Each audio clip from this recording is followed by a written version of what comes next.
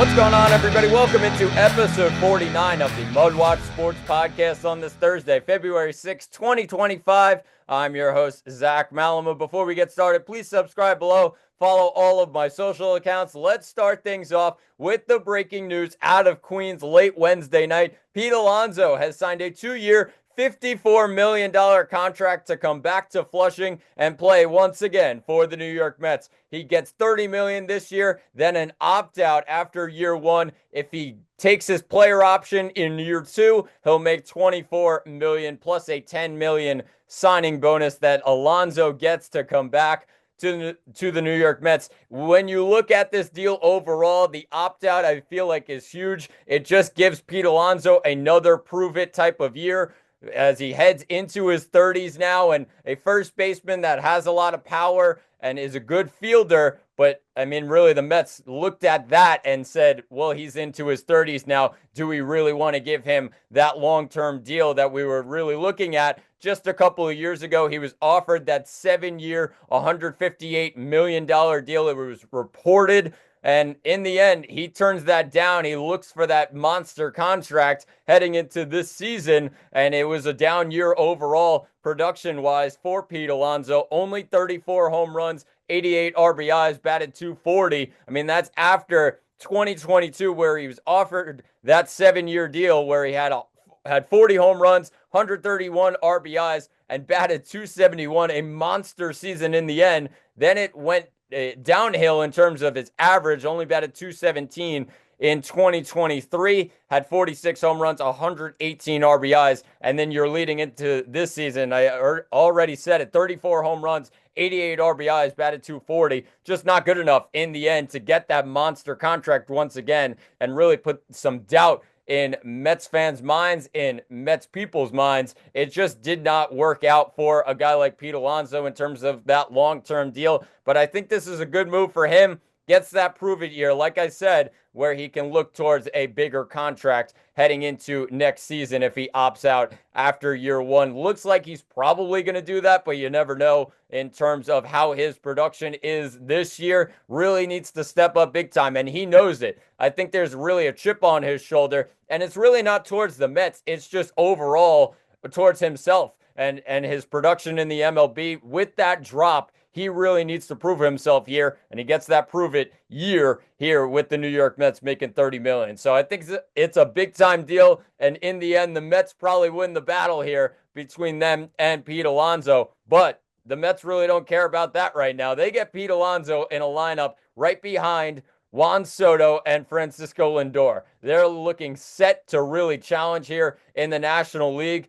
Look like they're probably going to be one of the favorites, and if not the favorite in the National League East. Obviously still competing with Philadelphia and Atlanta, who, lost a couple guys, both of them here and there, but still will be a tough opponent for New York. But adding Juan Soto and now getting Pete Alonso back, really, I think the Mets are set to go. You probably say maybe a couple more moves or just one more move in the bullpen, really make that strong and make sure your pitching staff is really strong and ready to go. The starting rotation, I have my doubts on a guy like Clay Holmes. As a Yankee fan myself, it's been a rough couple of years, you would say, for Clay Holmes, and I just don't believe that it's going to be that easy of a transition to get that guy to be a starting pitcher and a consistent starting pitcher for the New York Mets. We'll see what happens. I think it's going to be a process this year, though, to get that guy to be a starting pitcher in Clay Holmes. So we'll see what happens, but I think one more move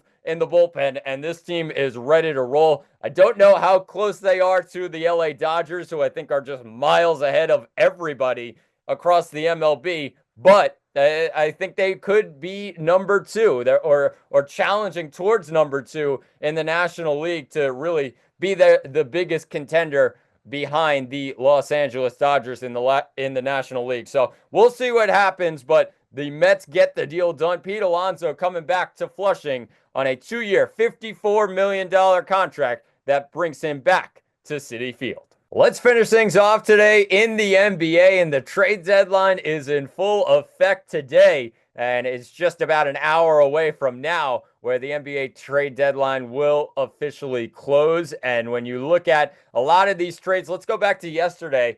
And it started off, we'll start off from the beginning. Obviously, the Luka Doncic and AD trade on Saturday night. Now we look at yesterday's trades.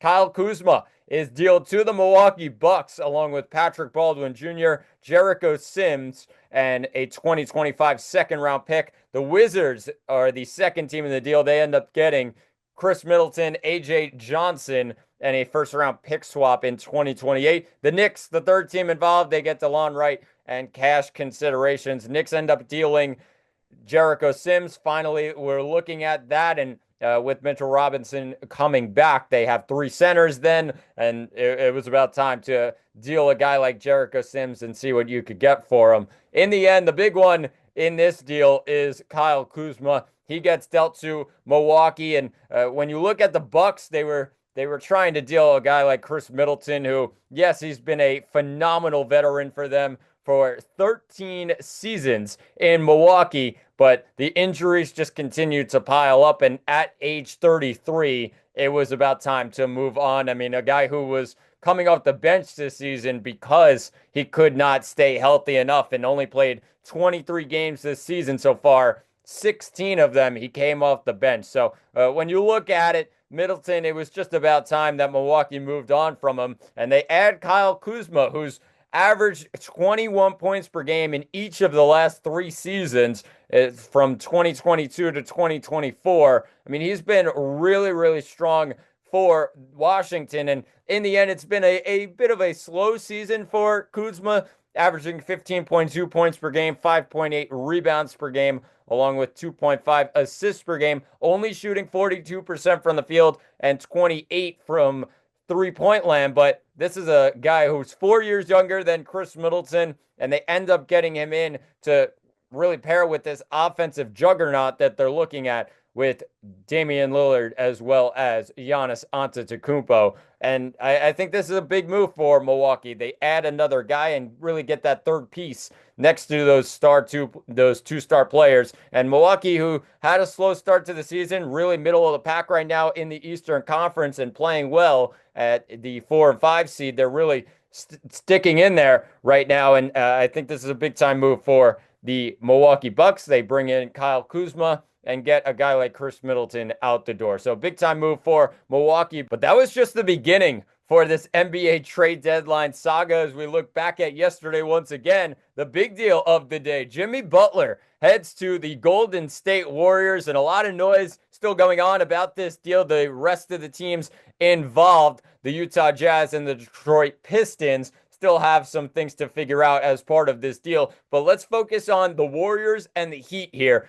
The Warriors, who are struggling right now in the Western Conference, below 500, have dealt with loads of injuries, but they get Jimmy Butler in the door here and pair him next to Steph Curry and guys like Draymond Green, Jonathan Kuminga, and they end up giving up Andrew Wiggins, Kyle Anderson, PJ Tucker was also involved in this deal, and the Heat end up getting a 2025 protected first-round pick from the Golden State Warriors. So in the end, I really like what the Warriors did here. They get Jimmy Butler in, but I also like what the Heat did. They get Jimmy Butler. I said that almost type of cancer mentality right now in Miami and really bringing the team down, and they get him out the door finally, and they bring back in a guy in Andrew Wiggins who I really, really like and think he could be a real solid star for the Miami Heat as long as he stays healthy. I mean, he was balling out right now as we speak in Golden State, and for the last couple of years, he's been a real key piece and probably the number 2 guy next to Steph Curry in Golden State, you would have to say. So he's been really strong, and I think what he can add to this Miami Heat team, it's going to be big time. Obviously, all the noise still on a guy like Terry Rozier. They're still figuring something like that out, and that could be real meaningful, and especially if they now get Wiggins in the door, that could be big and really to make up for maybe a loss of Terry Rozier due to the gambling situation. Obviously, a lot of noise still going on about that situation, but for Miami, they get Andrew Wiggins in the door, and I think that's a big-time move for them, and he could be a real solid player down the road for the Miami Heat. So they get that deal done. Miami finally gets that deal done, and they're very happy about it. But when you look at Butler on the other side, he declines his player option in 25-26, signs a 2-year, $121 million extension. That'll keep him in San Francisco through 2026, and 2027. That season, it's going to be big for the Golden State Warriors. They keep him and they roll from there. So big time deal for both those teams, and we'll see what happens as Jimmy Butler joins the Golden State Warriors. As for a couple of today's trades, we got Brandon Ingram, who was traded. That was actually late last night. Ingram traded to the Toronto Raptors in exchange for Bruce Brown, Kelly Olynyk, a 2025 first, and a 2025 second. So they get Brandon Ingram in the door, and the Pelicans end up getting a first-round pick plus Bruce Brown, and I think that's a big-time deal for New Orleans, who's just trying to really press the reset button right now. Bottom of the Western Conference. It's been a brutal season for them, and obviously the loss of DeJounte Murray, who's out for the season with the torn ACL. And then you look at Zion Williamson, Brandon Ingram, limited to just 32 total appearances this season. And at the bottom of the Western Conference, like I said, it was time to deal a guy like Brandon Ingram. Big time move for Toronto in my mind. They add Ingram to a bunch of scorers that they already have. Scotty Barnes, who's averaging over 20 a game, and RJ Barrett, who's averaging over 21 points per game. And both guys really involved in terms of rebounding and assists. They add a third guy now in Brandon Ingram. So I'm really excited about this Toronto team and some young guys that they could really rely on. And Ingram, you're looking at it to really be the star there next to Scotty Barnes in my mind, but really don't count out the guys right next to them in RJ Barrett, Emmanuel Quickly also there. They got a real strong trio right now up in Toronto with Ingram, Barnes, and Barrett. So we'll see what happens as they look to move up in the table in the Eastern Conference. Still a lot of season left, so we'll see what happens, but a big-time deal in my mind for the Toronto Raptors, and a good one for Toronto right now. The other one late last night and really into this morning was the Los Angeles Lakers finally got their big man. They get Mark Williams from the Charlotte Hornets, but they did have to give up a hefty amount in my mind. They give up Dalton Knecht, the rookie out of Tennessee. They also give up Cam Reddish, which was really a contract dump in the end. They give up an unprotected 2031 first-round pick along with a 2030 pick swap. So they get their big man in the end.